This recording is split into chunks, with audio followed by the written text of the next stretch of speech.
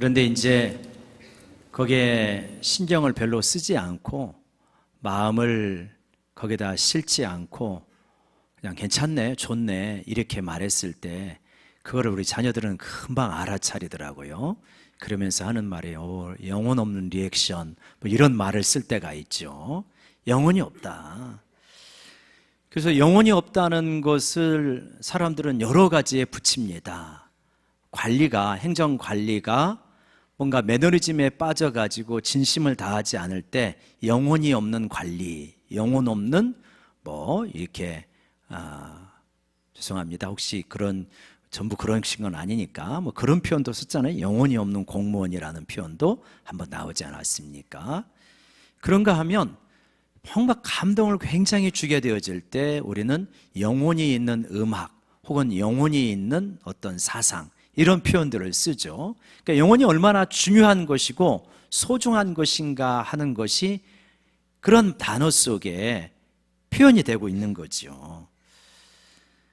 근데 우리의 신앙생활이 만약에 하나님께 대해서 영혼이 없는 리액션 같이 만약에 이루어지게 된다면 얼마나 그것은 가슴 아픈 일이 되겠습니까? 또 하나님께서는 얼마나 안타까워하시고 속상하겠어요. 그래서 영혼이 없는, 영혼이 실리지 않는 어떤 신앙생활의 모습, 그거를 우리는 낙담이다 이렇게 부를 수 있습니다. 이 기독교 교회사에서는 이 낙담이라고 하는 것을 상당히 중요하게 다루어왔습니다. 사전적인 정의는 낙담이 이런 것입니다. 네이버 사전을 찾아보면 낙담이라고 하는 것이 이제 태도나 마음씨가 동정심이 없이 차가운 상태, 사람들과의 관계에서 낙담이라 그러죠. 또 그런가 하면 이 낙담이라고 하는 것이 우리가 신앙적으로 쓸 때는 두 번째 것입니다.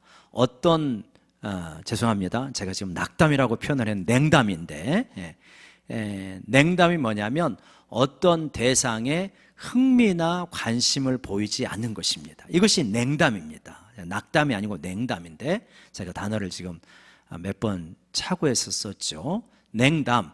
그러니까 하나님에 대해서 신앙생활에 대해서 하고는 있는데 흥미나 관심이 보여지지 않는 것입니다.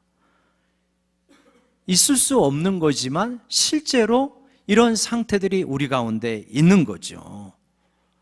그래서 천주교에서는 냉담자라고 하는 표현을 씁니다. 이게 뭐냐면 신앙은 있다고 해요. 근데 성당에 나오지 않는 신도들을 냉담자라고 합니다. 종교개혁가 칼빈은 냉담에 대해서 이렇게 말했어요. 기독교 강요에서 기도를 하는데 냉담한 심령으로 의무적으로 하거나 습관적으로 하는 상태, 이걸 냉담이라고 표현했습니다. 그러니까 열심이 없어요. 열정이 없는데 기도는 해요. 근데 그냥 습관을 따라 할 뿐이에요. 그리고 의무로 할 뿐이에요. 안 하면 좀 불안하니까 하긴 하는데 내 마음이 온전히 실리지 않고 기도하는 거예요. 이런 기도를 굉장히 주의해야 된다 이렇게 말하고 있죠. 이 냉담에 빠지면 어떤 일들이 일어나게 되냐면 이런 일들이 일어나게 됩니다. 예전에는 혼자서 성경 읽고 기도하고 가스펠송 듣고 이런 것들이 참 좋았습니다. 그런데 이런 것이 싫은 거예요. 예전에는 예배가 기대가 되었는데 예배가 기대가 안 되는 거예요. 예배를 시작하자마자 언제 가지? 언제 끝나지? 이러는 거예요. 설교를 막 시작했는데 빨리 좀 끝나지? 이 마음이 들어오는 거예요. 자꾸 시계가 보고 싶은 거예요. 빨리 가고 싶은 거예요. 가도 별게 없어요. 텔레비 보거나 쉬거나 인터넷 하거나 뭐 이런 정도예요. 근데 하나님을 향해서 마음이 안 열리는 거예요. 이게 냉담의 상태입니다. 이런 부분을 이렇게 비유하자면 이렇게 볼 수 있는 거죠. 은혜가 있는데 마음에 빗장을 이렇게 가로지른 상태다 이렇게 말할 수 있어요. 우리 보면 저기 이제 문을 닫고 빗장을 가로지르지 않습니까? 지금 저 건너편은 빛이 있어요. 근데 문을 닫아버리는 거예요. 그래서 살기는 사는데 어떻게 사냐면 문틈으로 오는 작은 은혜를 받으면서 살아가요.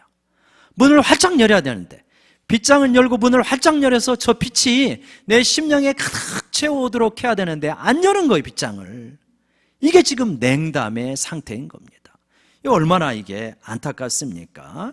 지금 라오디게아 교회가 바로 이러한 상태 속에 있다. 미지근해가지고요, 뜨겁지도 않고 차지도 않고, 그래서 은혜는 기억하고는 있고 신앙생활을 하고는 있는데 지금 상태가 냉담한 상태, 주님과의 깊은 만남은 없는 상태, 견디고 버티고 있는 상태, 이것이 지금 냉담의 상태다, 이렇게 말할 수 있습니다. 그러면 왜 이런 냉담에 빠지는 것입니까? 여러 가지가 있는데, 먼저 라오디게아 교회의 경우에는 물질의 풍요가 오히려 그들을 냉담으로 빠지게 했습니다. 우리가 보면 17절에 보면 앞부분에 이렇게 되어 있잖아요. 내가 말하기를 너는 말한다. 나는 부자라 부요하여서 부족한 것이 없다라고 말한다는 겁니다. 라오디게아 지역은 온천이 있고 안약 산업이 발달하고 상업이 발달해가지고 굉장히 부유했습니다. 그러다 보니까 교회도 물질이 많았어요. 물질이 많고 풍요롭다 보니까 하나님 앞에 열심을 낼 이유가 별로 없는 거예요. 아니, 그냥 편안하게 잘 사는데 뭘 굳이 그렇게 하나님 앞에 매여서 열심을 내야 되는가 라고 하는 거죠. 그래가지고 이 라오디게아 교회는 하나님을 향한 열심이 완전히 식어버린 미지근한 상태, 냉담의 상태. 그러니까 냉담의 반대말은 하나님을 향한 열심이라고 볼 수 있는데 열심이 없는 것입니다. 어쩌면 우리 현대인들, 현대의 그리스도인들은 이 라오디게아 성도들처럼 비슷한 면들이 있다. 그래서 너무 우리 인류의 역사를 보면 지금처럼 물질이 풍요로운 시대가 없잖아요. 1960년대, 70년대에 비하면 우리 엄청나게 잘 살잖아요. 우리가 필리핀의 랑칸에 갔다 와가지고 살아가는 게 우리나라 1960년대, 70년대 같다, 이런 비유를 많이 했는데, 거기 애들은 진짜 교회 와가지고 안 가려고 그러는 거예요. 왜냐하면 교회가 좋으니까. 집에 가도 집에는 물도 새고 심지어는 텔레비전도 없고 인터넷도 못하고 밥도 하루에 한 끼나 두 끼 먹고, 그러니까 교회는 쾌적하고 텔레비전도 있죠, 인터넷도 되죠, 그 다음에 사랑도 있죠. 그러니까 막 12시가 넘어도 안 가려고 해서 선교사님이 보내려고 한다. 근데 제가 그걸 보면서 오히려 어떤 의미에서는 이 애들이 행복한 애들이다. 왜냐? 교회에 있으면서 그냥 교회에서 뭔가를 하다 보면 은혜가 충만하잖아요. 우리 애들은 집에 가서 할 일이 너무 많잖아요. 텔레비도 막 수백 개의 채널이 있죠. 인터넷도 있죠. 먹을 것도 많죠. 놀러 다닐 때도 많죠. 그러다 보니까 이 물질적으로 풍요하다 보니까 오락거리들이 너무나 많다 보니까 하나님을 향한 열심이 없는 거예요. 열심이. 그러다 보니까 냉담에 빠지는 거예요. 어쩌면 이런 면에서는 라오디게아 교인들이 우리 현대인들하고 굉장히 비슷한 면이 있다. 두 번째로, 이러한 물질 문명, 소비 문명이 너무 발달하다 보니까 우리 그리스도인들 너무 바빠요. 현대인들이 너무 바쁩니다. 그래서 하나님을 향한 열심을 내는데, 하나님을 향한 열심을 키워가고 훈련받고 하나님 앞에 씨름을 해야 되는데 너무 바쁘다 보니까 하나님 앞에 씨름할 시간이 없습니다. 현대인들은 많은 악순환의 구조 속에 빠진 것이 아닌가 싶은 생각이 들어요. 소비문화, 물질문화가 너무 발달해서 그럴듯하게 우리들이 대부분 살아가야 된다고 생각을 합니다. 물질적으로. 그러다 보니까 무리해서 대출을 내고요, 대출을 내다 보니까 이 대출 이자 갚고 원금 갚아야 되죠. 그러니까 심지어는 이렇게 투잡을 할 때도 있고 쓰리잡을 할 때도 있습니다. 그러다 보니까 영적인 훈련을 받고 하나님과 뭔가 씨름할 수 있는 시간은 없죠. 그렇게 열심히 살았으니 어떻게 됩니까? 또 나 자신을 위로해야 될 거 아닙니까? 그래서 나 자신을 위로하는 시간을 가져야 됩니다. 그래 주일날 빠질 수도 있고 훈련은 생각하지도 못하고 이렇게 되어지는, 어쩌면 이러한 악순환의 분주한 고리에 우리가 지금 그 어디인가 타고 있는 거예요. 그래서 하나님 앞에 열심을 내기가 어려워요. 혹시 내 삶이 너무나 좀 분주하지 않은지, 하나님과 동행하고 하나님 앞에 깊이 있게 기도할 시간을 낼 수 없을 정도로 분주하지는 않은지 한번 우리 자신을 좀 생각해 볼 필요가 있지요. 냉담에는 여러 가지 원인이 있지만 그 중에 중요한 원인 중에 하나가 실망인 것 같아요. 실망. 하나님, 당신께 대해서 실망했습니다. 그전에는 열심을 냈는데 하나님 앞에 열심을 내면 하나님께서 이것저것 알아서 챙겨주실 줄 알았는데 안 챙겨주시는 거예요. 나는 이렇게 열심히 신앙생활 했는데 열심히 신앙생활하지 않고 적당히 신앙생활하거나 혹은 신앙생활 안 한 사람하고 비교를 해보니까 나은 게 별로 없는 거예요. 건강도 물질도 자녀도 뭐 가족 관계도 교회에서의 성도들과의 인간관계나 사랑과 인정도 별게 없는 거예요. 열심을 낸다고 해보니까. 그러니까 하나님 앞에 실망스러운 건 뭡니까 이게? 노골적으로 말은 안 하지만 내가 이만큼 했는데 하나님 겨우 이거 주시는 거예요? 그러니 뭐 열심을 낼 이유가 더 있을까요? 하나님 앞에 많이 실망하면 열심을 안 내게 되어지죠. 그러면서 차츰 멀어지는 거죠. 옛날에는 봉사도 많이 하고 예배도 안 빠지려고 하고 성경도 더 열심히 읽으려고 하고 순종하려고 했는데 해봤더니 별것 없더라. 이것처럼 무서운 게 없는 거거든요. 해봤더니 더 별거 없더라. 그래서 그냥 초신자가 와고 다른 교회에서 온 사람이 열심을 내면 좀 그럴 때가 있어. 너도 해봐라. 속으로는 노골적으로 말하면 불신앙이니까. 그러니까 속으로는 그런 생각이 드는 거죠. 야 이거 중병입니다. 이 정도 되면 야 이건 냉담이 이거 큰 문제구나 이렇게 생각해야 됩니다. 냉담이 어떤 문제가 있는 것이냐? 냉담이 치명적이라는 데 문제가 있습니다. 냉담이요 일종의 세균과 같아요. 세균을 사람들이 몰랐을 때는 어떻게 생각했냐면 눈에 보이는 다리가 부러지고 피가 나오고 그러면 막 이걸 치료하면 나을 줄 알았습니다. 근데 치료하는 과정 가운데 감염이 다 돼버리는 거예요. 그래서 치료를 한다고 애썼는데 병원 와서 죽는 사람이 많아요. 이유를 몰랐어요. 나중에 알고 보니까 세균에 감염돼서 그런 거잖아요. 그리고 나서는 막 소독을 하고 막 장갑을 끼고 다 그렇게 하면서 또 수술하는 기구들을 다 멸균하고 막 그래가지고 이 사망률이 뚝 떨어지지 않았습니까? 피가 나는 것은 큰 문제인 줄 알아요. 세균에 감염되는 건 진짜 큰 문제인데 문제인지 몰라요. 이런 면이 비슷해요. 음란의 죄를 짓는다. 큰 죄고 나면서 가슴을 칩니다. 이거 어찌할꼬?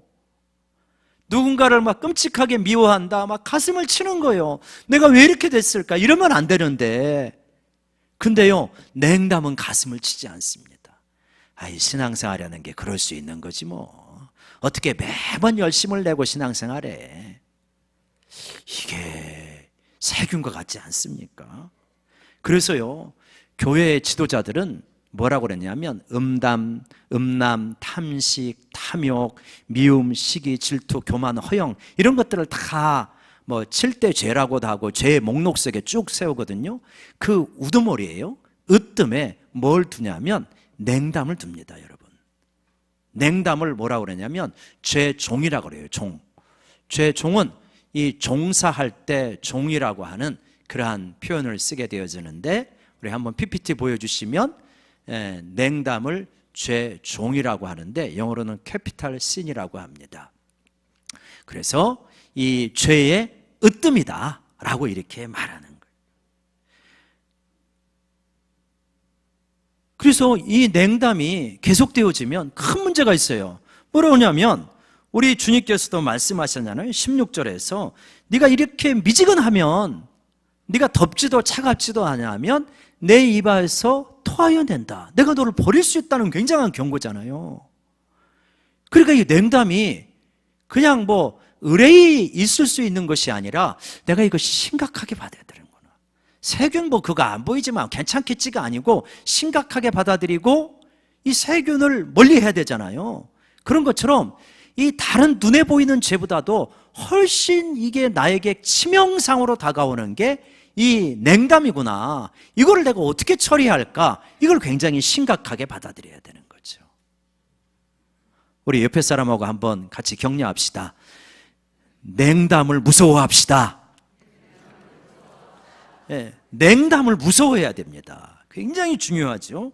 어떻게 냉담을 잘 다룰 수 있을까? 냉담의 원인을 이제 많이 있지만 몇 가지만 살펴봤는데, 냉담을 다루는 길 첫 번째는 뭐냐면, 여러분 실망을 잘 다루실 줄 알아야 됩니다. 한번 따라합시다. 실망을 잘 다루자. 네, 실망을 잘 다루실 수 있어야 돼요. 실망의 공식은 제가 생각할 때 이렇게 할 수 있는 것 같아요. 실망은 뭐냐? 실망은 나의 기대에서 나의 현실을 뺀 것입니다. 실망이 뭐라고요? 나의 기대가 있어요. 그래서 나의 현실을 뺀 게 이게 실망이에요. 내가 이렇게 하나님 앞에 열심을 냈어요. 그러면 건강, 물질, 자녀, 사람들의 인정, 영적 성장 이런 것들이 이만치 올 줄 알았거든요. 근데 이것밖에 안 오는 거예요. 이 간격, 이 갭을 뭐라 그러냐면 실망했다 이렇게 말하는 거예요. 좀 더 심하게 말하면 상처받았다 이렇게 말할 수도 있어요. 여러분 아마 여러분 그러실 거예요. 건강, 물질, 자녀, 사람들의 사랑과 인정 혹은 영적인 성장, 이게 원하는 만큼 다 되는 사람 있습니까? 안 되잖아요. 그러니까 두 가지를 점검해야죠. 하나는 뭐냐면 내 기대가 과연 적절한 것인가를 점검해 봐야죠. 우리는 소비문화에 너무 영향을 받기 때문에 신앙생활도 소비문화에 영향을 받아요. 그래가지고 하나님이 은혜 주시고 복 주는 것을 물질로 주셔야 된다는 전제를 굉장히 강하게 가지고 있습니다. 하나님이 이 정도 열심히 했는데 간증하는 사람들 보니까 막 엄청나게 부어주시던데 나는 그 정도는 아니더라도 적어도 이 정도는 주셔야 될 거 아닙니까? 이 무의식적인 전제가 있잖아요, 우리 가운데. 근데 그게 안 따라오는 거예요. 그럼 뭐 그렇게 열심을 내가 내야 되나? 해도 별로 안 주시던데 겨우 근근히 사실만큼 주시던데. 근데 우리가 그런 기도 응답 많이 받지 않아요? 어떻게 받냐면 내가 이만큼 필요하면 거의 그 언저리로 주시는 거 많이 받지 않아요? 야, 하나님 좀 한번 팍팍 주시지. 어떻게 그냥 애들 등록금이 필요해가지고 500만 원이 필요해서 하나님 간절히 기도하면 한 1000만 원 주시면 얼마나 좋아요. 꼭 490만 원, 510만 원 주시고 그러실 때가 참 많죠. 응답 받다 보면. 그렇게 주시면 다행인데 안 주실 때도 있는 거예요. 막 그러면 이제 막 실망이 되는 거예요. 근데 이 실망의 영역을 곰곰이 생각할 필요가 있는데, 나의 기대가 적절한지, 내 욕심이 부풀려 있을 때가 많아요, 내 기대 가운데. 그래서 하나님은 이 실망의 영역을 잘 다루시라고 말합니다. 거기에 네 영적 성장의 비밀이 있고 네가 은혜 받는 비밀이 거기에 있다. 그거를 잘 다루셔라. 그 그림은 다음 그림입니다. 그거를 잘 다루라고 말씀하시는 거예요. 여러분 이 부분을 잘 다루셔야 됩니다. 이거 잘못 다루면요 영적인 열심이 안 나와요. 그래서 내 기대가 과도했는지를 점검해 보면 굉장히 그런 부분이 많이 있으실 겁니다. 아, 내가 자녀에 대해서 과도하게 기대했구나. 내가 이 세상 사람들처럼 물질적으로 많이 기대했구나. 건강, 나는 주님 앞에 열심히 그냥 믿음 생활하면 건강은 저절로 따라오는 줄 알았는데 그게 아니구나. 식이요법도 해야 되고 운동도 해야 되고 스트레스도 관리하고 그래야 건강에 따라오는 거지. 그냥 열심히 내고 그냥 교회에서 밥 많이 먹으라면 많이 먹고 막 그랬더니 당뇨 오고 혈압 오고 막 그러는 거예요. 건강은 건강의 법칙이 있고요. 자녀가 잘 되는 데는 자녀가 잘 되는 법칙이 있고 사람들에게 인정받고 사랑받는 데는 그 나름대로의 법칙이 있는 거예요. 믿음은 그 밑에를 관통하는 거죠. 그게 모든 믿음으로 나는 그냥 예배 잘 드리면 모든 것은 다 잘 되어지느냐? 그런 게 아니죠. 그거를 잘할 수 있는 힘을 주시고 지혜를 주시고 깨달음을 주시는 거죠. 그러니까 그것이 잘 안 됐을 때는 그 영역을 가지고 하나님 앞에 씨름하면서 하나님 참 저는 믿음 생활하면서 또 건강관리도 잘 해야 되겠네요. 우리가 가장 대표적인 예가 그런 것 같아요. 뭐냐면 무릎 관절염인 것 같아요. 좀 표현을 이렇게 해서 죄송하지만 우리 믿음 생활을 옛날부터 오래 하신 분들은 무릎 관절염이 생깁니다. 왜요? 무릎 꿇고 기도하는 게 우리는 편하니까. 근데 의학적으로는 별로 안 좋다며요. 저는 그런 생각을 짓궂게 해봐요. 하나님, 그래도 무릎 꿇고 기도하면 관절염에서부터는 우리를 벗어나게 해주셔야 될 것 같은데, 근데 안 그러신 것 같더라고요. 거기는 그대로의 법칙이 있는 거예요. 그러니까 우리가 그런 그 영역의 법칙을, 이것도 하나님께서 허락하신 거니까 잘 존중하면서 배워가야 되는 거죠. 실망을 잘 다루셔야 냉담에서부터 벗어날 수 있습니다. 우리 한번 진지하게 이번 주 기도하시면서 내가 하나님 앞에 어떤 부분에 실망하고 있는지 하나님 앞에 내어놓고 기도하면요, 하나님 그걸 잘 다루어 주십니다. 네가 이거 과도하게 기대한 것이다. 너는 이걸 좀 무시한 것이다. 이건 노력을 덜 한 것이다. 너는 순종을 덜 한 것이다. 가르쳐 주셔요. 그 실망을 다루실 줄 알아야 됩니다. 두 번째로요, 어떤 부분이 있어야 되냐면 열심을 내고 회개해야 됩니다. 우리 19절 한번 보실까요? 19절 같이 한번 읽읍시다. 시작. 물은 내가 사랑하는 자를 책망하여 징계하노니 그러므로 내가 열심을 내라 회개하라. 여러분, 라오디게아 교회는 예수님에게, 주님에게 칭찬받는 게 하나도 없어요. 본인들은 부유하고 막 자랑스러워하지만 칭찬받는 게 하나도 없죠. 다른 데는 칭찬받는 게 한두 가지라도 있는데, 그런데 이렇게 칭찬 안 받고 너 그런 식으로 냉담하면 내가 토해낼 수 있어 라고 경고하시는데, 그 밑바닥에 무엇이 있냔 말이에요. 19절에 보면 그렇게 칭찬거리가 하나도 없는데 그러한 라오디게아 사람들을 뭐라고 합니까? 내가 사랑하는 자를 책망하노니. 저는 이 구절에서 위로를 받아요. 이렇게 칭찬거리가 하나도 없는데도 여전히 사랑하시는구나. 그렇게 내가 너를 사랑하면서 내가 너를 사랑해서 책망하는 거야. 내가 너를 사랑해서 돌이키라고 말하는 거야. 그러니까 열심을 내고 회개하라. 내 냉담의 상태는 내가 머물러야 되는 상태가 아니구나. 이거 죄종이구나. 으뜸되는 죄구나. 여기서 빨리 벗어나야 되는구나. 이렇게 회개의 열심을 내어서 돌이켜야 된다는 거예요. 그래야 냉담에서 벗어날 수 있는 것입니다. 그래서 어떻게 하냐? 회개에서 열심을 내고, 이제 그러할 때 우리 어떻게 하냐면, 지금 냉담의 상태는 아까 문빗장을 친 상태잖아요. 그러니까 우리 마음의 문빗장으로 비유하면 우리 3장 20절 볼지어다 내가 문 밖에 서서 두드리노니, 이 말씀이 있지 않습니까? 우리 아까 그 마지막 그림 거기 보여주시면 이렇게 되어 있는 거예요. 예수님이 문 밖에서 두드리고 문빗장을 내가 닫아버렸으니까 빛이 안 들어오는 거잖아요. 문 틈으로만 조금 오는 거잖아요. 어떻게 하라고 그랬습니까?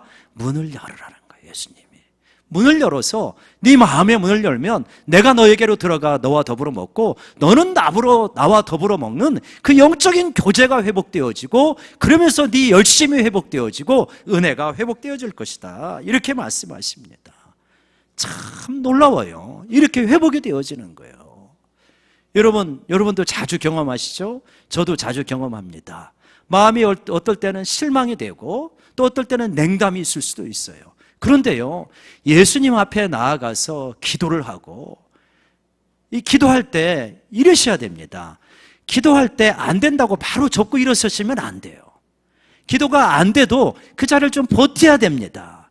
주님, 기도가 잘 안 돼요. 그러니까 그냥 바로 접고 일어서는 것이 아니라 기도하면서 씨름하고 성경 읽고 찬송 보고 그러다 보면요, 기도 줄기라는 게 잡혀요. 묵상거리가 잡힙니다. 그러면서 기도하다 보면 참 신기하죠? 어떻게 그렇게 주님께서 내 마음을 회복시키시는지. 그래서 내 마음이 회복되어지면, 그러면 휴 하면서 이제 좀 영적으로 숨을 쉴 수 있겠네, 이렇게 되어지는 거예요.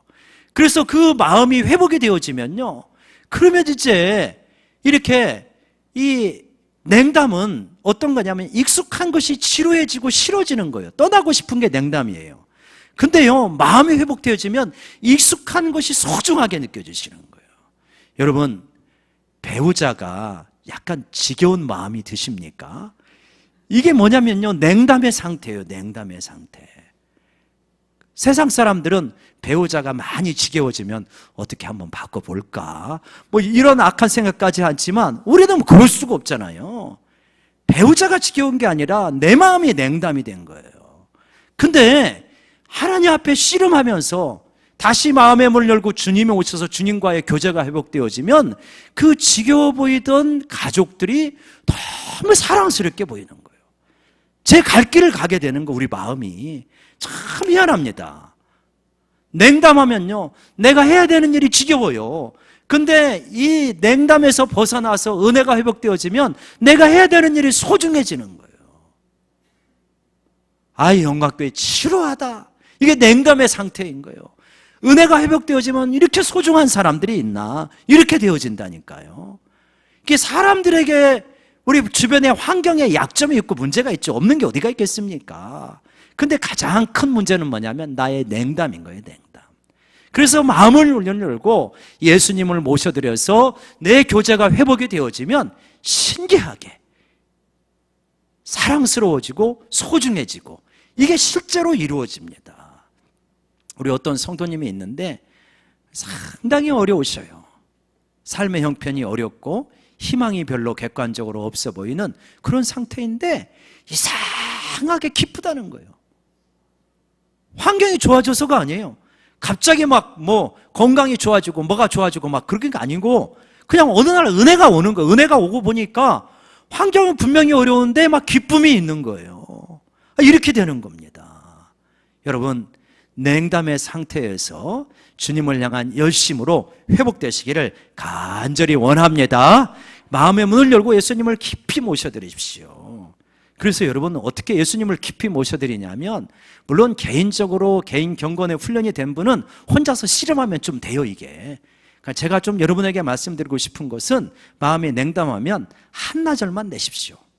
하루 일주일에 한나절만 내시면 마음이 냉담해지지 않아요. 한나절 내가지고 찬송하고 기도하고 찬송하고 기도하고 이럴 때요, 다른 거 가져가면 안 됩니다. 그냥 오직 말씀과 찬송가만 있는 게 좋아요. 자꾸 다른 거 있으면 다른 거 보면 안 됩니다. 스마트폰도 꺼놓고 또 아예 없는 상태에서 우리가 이제 이번 주 토요일 날 기도굴에 들어가는데 그런 식으로 딱 놓고 들어가는 거예요.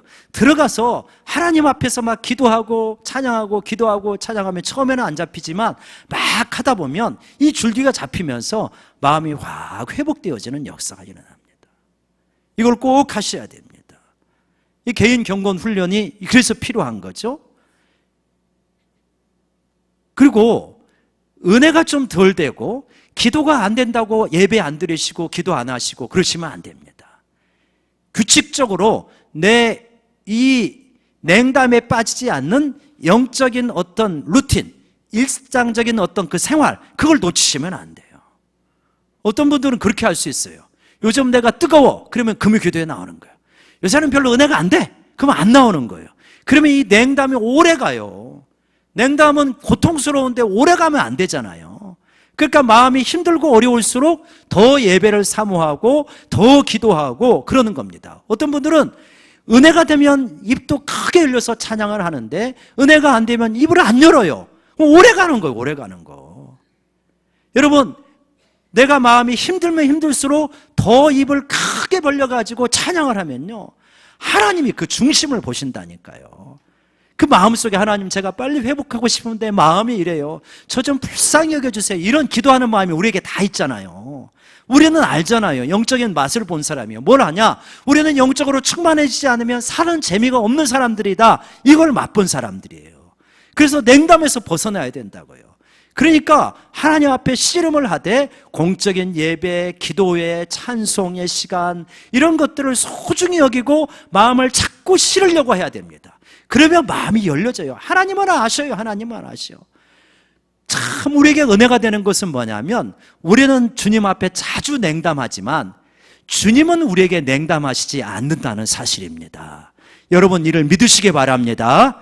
사람들 같으면요, 내가 저 사람에게 오랫동안 냉담하면 저 사람도 반작용으로 나에 대해서 상당 기간 냉담한 겁니다. 근데 주님은 안 그래요. 내가 상당 기간 냉담하고 주님에게 성질을 내고 삐져가지고 주님 앞에 나가지도 않고 그랬어도요, 주님 앞에 나가서 기도하면 언제 그랬냐 싶게 우리를 회복시키시는 분이 놀라운 주님이시다. 그래서 여러분, 그렇게 주님 앞에 주님을 모셔드리기를 바랍니다. 특별히요, 이 하나는 꼭 덧붙여야 될 것 같은데요, 한번 좀 따라 보겠습니다. 버릴 것은 버리자. 마음속에 예수님을 채워야 되는데 자꾸 이 땅에 공허한 것으로 채우니까 냉담이 오래가요. 참 우리는 위로가 없으면 못 견디는 존재예요. 기쁨이 없으면 못 견디는 존재예요. 그렇게 돼 있어요. 그래가지고 재밌는 실험이 있었거든요. 옛날에 쥐를 데리고 실험을 했는데, 쥐를 실험용이란 그 틀 속에 집어넣어 놓고 버튼을 2개를 해놨어요. 그래서 하나의 버튼을 누르면 먹을 양식이 나옵니다. 그리고 하나의 버튼을 누르면 마약을 탄 물이 나와요. 그 처음에는 쥐가 이 양식에 나오는 버튼을 눌러가지고 잘 먹는 거예요. 근데 이 녀석이 호기심이 있는지 여기도 가서 눌러보고 마약 물을 먹었거든요. 그 다음부터는요, 양식이 있는 버튼을 안 눌러요. 이놈이 죽을 때까지 그 마약에 있는 버튼을 누르면서 죽어간다는 거예요. 야, 그 모습을 보면서 어쩌면 이 정말 우리 인생에 그러한 면하고 비슷한 면이 있구나. 우리는 기쁨과 위로와 재미가 없으면 살기가 참 힘겨운 존재예요. 근데 그 진짜 기쁨과 재미와 위로는 우리 예수님으로부터 오는 건데, 여기는 좀 씨름을 해야 되거든요. 훈련도 해야 되거든요. 기다리는 면도 있고 또 땀을 흘려야 되는 면도 있고 그러거든요. 그러니까 이거는 힘겨우니까 즉각적인 위로를 주는 걸 찾는 거예요. 즉각적인 재미를 주는 거. 텔레비전이라든가 여러 가지 세상의 오락거리들은 즉각적으로 버튼 하나만 누르면 즉각적인 기쁨이 오잖아요. 즉각적인 위로가 오지 않습니까? 근데 주님이 주는 위로는 그렇지가 않은 거예요. 근데 이 즉각적인 위로와 기쁨을 찾으면서도 우리는 직관적으로 알아요. 이거 쓸데없는 짓인데, 이거 공허한 것인데, 이거 헛된 것인데 알면서도 벗어나지를 못하는 거예요. 여러분, 버려야 될 것을 버릴 수 있는 이 결단의 역사가 우리 가운데 있기를 간절히 원합니다. 그래서 교회가 있는 거잖아요. 같이 버리도록 교회가 있는 거잖아요. 그래서 예배가 있는 거고 기도원에 가는 거고 공적으로 결단의 역사가 있고 그런 거 아니겠습니까? 혼자서 다 하지를 못하니까. 그러니까 같이 가서 기도하자. 버릴 거 버리자. 또 어떤 이렇게 고난주간에는 같이 새벽 기도하자. 또 금요일 날은 이 한 주간에 이러한 때에 묻은 것들을 주님 앞에 나와서 다 쏟아붓자, 이런 거 아니겠습니까? 그 시스템을 잘 활용을 해야, 그래야 뭐하냐? 이 냉담에서부터 벗어날 수 있는 것이다. 제발 여러분에게 부탁하노니 버릴 것을 버리고 또 채워야 될 것을 채울 수 있는 저희 모두가 되기를 원합니다. 냉담에서 우리는 벗어나야 됩니다. 냉담은 신앙의 큰 위기다. 죄가 아닌 것 같지만 죄종이라고 말했습니다. 으뜸되는 죄다. 우리 주님은 지금도 문 밖에 서서 두드리면서 사랑하는 아들아, 사랑하는 딸아, 너 엉뚱한 데서 위로 찾지 마라. 엉뚱한 데서 이 기쁨을 찾지 말아라. 네가 살 길은 마음의 문을 여는 길이다. 나를 온전히 모시고 그리고 내가 너와 더불어 먹고 너는 나와 더불어 먹는 것, 그것이 유일한 너의 행복이요, 참된 너의 행복이고 참된 너의 기쁨이고 생명이다. 주님이 말씀하시는 것은 바로 그것입니다. 여러분, 냉담하십니까? 속히 벗어나기를 주님 앞에 결단하고 기도하기를 원합니다. 주님을 온전히 모셔드리고 주님과 힘겹지만 때로는 넘어질 때도 있지만 주님과 동행하면서 가면요, 다시 우리 주님께서 우리 마음에 은혜를 회복하시고 열심을 다시 일으켜 주시는 줄로 믿습니다. 기도하겠습니다.